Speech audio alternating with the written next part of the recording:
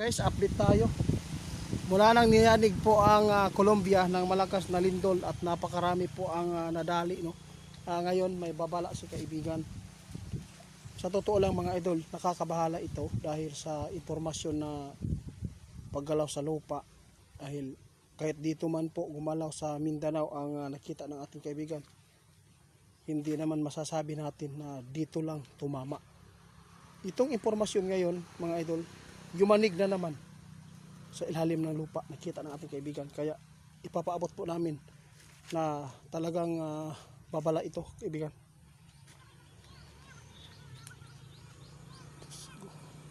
Mga idol, 4 na bisis po ngayon. Street na mga idol. Street na ang paggalaw sa lupa.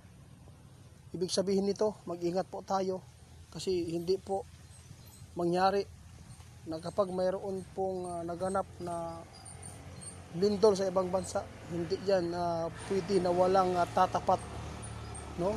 Hindi pa natin alam kung anong mga lugar po ang tatapat, pero isa po tayo sa napaka sama nakita ng ating kaibigan dahil sa sobrang init po dito ngayon na nasagupan natin sa Mindanao.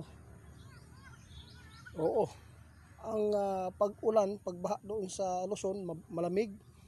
Yun po, sabi nating kaibigan, magti-trigger ang ating kalikasan dito kasi mapag-abot po ang lamig at ang init. Yun po, doon po magsisimula na ang kalikasan, no, makabuo ng matinding kalamidad. Kaya yun po ang dahilan. Ipinapaabot ng ating kaibigan ito para makapaghanda po tayong lahat. Mga idol, yumanig sa Colombia, maraming namatay.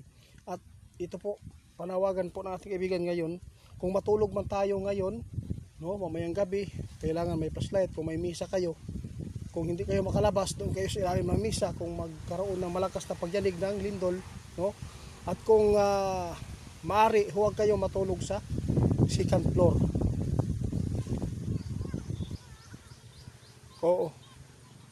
Bukas hindi po kayo pwede magtagal sa mga mall, ha? Dahil itong nakita ng ating kaibigan, masama itong paggalaw sa ilalim ngayon ng lupa, 4 na bisis. Kaya agad si kaibigan lumusob sa atin para mapaabot ang mga impormasyon ngayon na nakukuha nila sa kanilang kaharian. Salamat kaibigan, maraming salamat. Guys, huwag kayong magsawa dahil hindi man ito masama. At kung maisip mo man na gawa-gawa lang content, walang problema. Mag-scroll ka mga idol, no? Yun lang.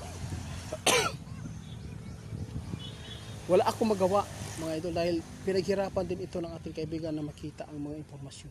Kaya nilusob tayo para mapaabutan tayo. Sino po ang nakasagupa ng sobrang init dito sa Mindanao ngayon? Mag-ingat tayo lalo na sa mga malapit sa dagat. Delikado po ang mga building mga idol. Hindi ka mamamatay kung hindi ka nakatira sa mga matataas po ng mga building.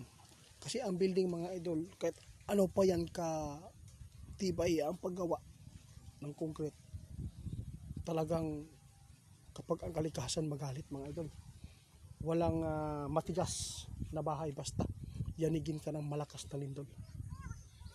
Swerte daw ang mga tao na nakagawa ng bahay na gawa ng kahoy, yung kahoy na materialis. Yun po, kung mayroon man pong mga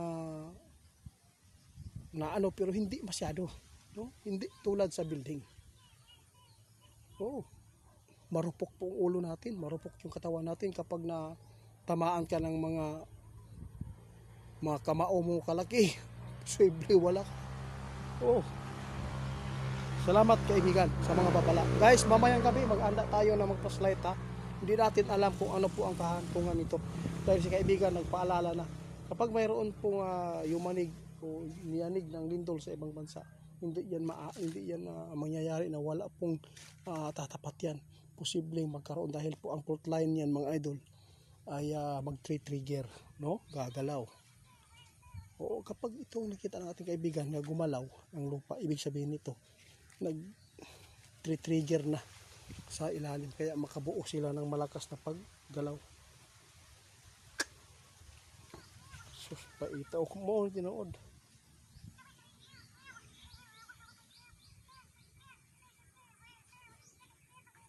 Sige, sige, salamat kaibigan. Yun lang mga idol ha.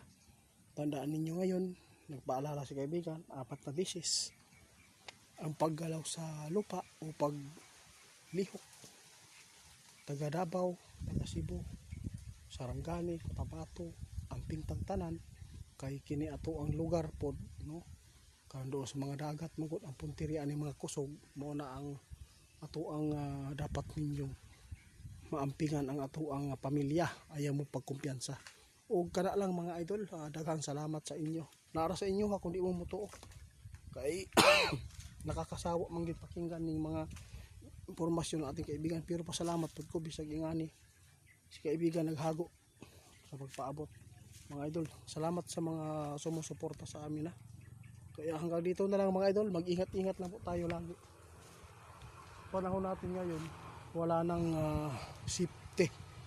Kung may mga safety man, yung mga nasa bundok